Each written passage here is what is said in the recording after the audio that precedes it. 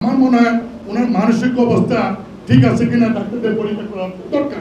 না, আমরা জাতীয় পার্টি ছাড়বো না। আমি যখন এমপি মন্ত্রী, তিনি তখন একটি আধা সরকারি কর্পোরেশনের ম্যানেজার বা ডিপ্টি ম্যানেজার বা জেনারেল ম্যানেজার 28 জন কর্মীকে পদোন্নতি দিছে। এটা আমি মহাসচিব হিসেবে আমি জানি না। আমি বললাম যে এটা খুব একটা অগণতান্ত্রিক ধারা। আপনি সব সময় গণতন্ত্রের পক্ষে বলেন, আপনি সব সময় স্বৈরতন্ত্রের বিপক্ষে আপনার কণ্ঠ সোচ্চার, এবং আপনি অটোক্রেসির বিরুদ্ধে বলেন। তাহলে আপনি ঘরে থেকে আপনি অন্তত গণতন্ত্র আরম্ভ করেন। এই গণতন্ত্রের যে 20-1 ক, আমি বিএনপি, আওয়ামী লীগ সহ বাংলাদেশের অনেক রাজনৈতিক দলের গণতন্ত্র কালেকশন করে আমি দেখলাম যে এই ধরনের কোনো ধারা অন্য কোনো দলের গণতন্ত্রে নাই। আমি যখন এমপি মন্ত্রী, তিনি তখন একটি আধা সরকারি কর্পোরেশনের ম্যানেজার বা ডিপ্টি ম্যানেজার বা জেনারেল ম্যানেজার। তিনি 86 পরে দল হয়, তার 10 বছর পর 96-তে এসে তিনি জাতীয় পার্টিতে জয়েন করেন। তাকে নেতা হিসেবে মান্য করার রাজনৈতিকভাবে কোনো কোয়ালিটি আমার চেয়ে বেশি নাই, এমন কোনো কেরিয়ার নাই ওনাকে আমি নেতা মানব। একটাই গুণ আছে, অনলি একটাই গুণ যার জন্য অনেক নেতা মানে, সেটা হলো আমাদের প্রয়াত রাষ্ট্রপতি জাতীয় পার্টি প্রতিষ্ঠাতা চেয়ারম্যান হোসেন মোদার্শেদের ভাই, তার ভাই, সেই কারণে ওনাকে মানতাম।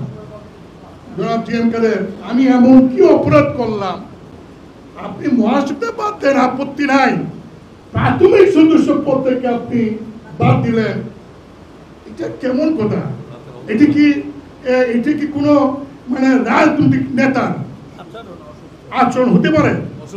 যে লোকটি, আমি এই 86 থেকে 40 বছর 50 বছর যাবৎ এই দলে বিনা কারণে প্রাথমিক সদস্য পদ থেকে তাদের পদ থেকে অবহিত দিলেন, এটা কি ঠিক হলো?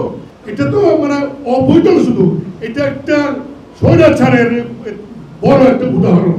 দেখেন, উনি আমাদের কয়েকজনকে বলছে যে তারা চাঁদা দেন না, এই জন্য অবৈধ হয়েছে।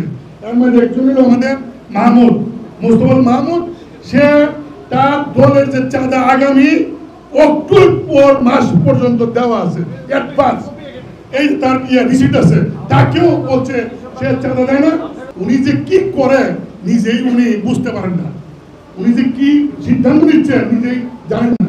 আসলে কাজী ফিরোজ রশিদ সাহেব এটা বলছেন, আমার মনে হয় ওনার মানসিক অবস্থা ঠিক আছে কিনা ডাক্তারদের পরীক্ষা করা দরকার।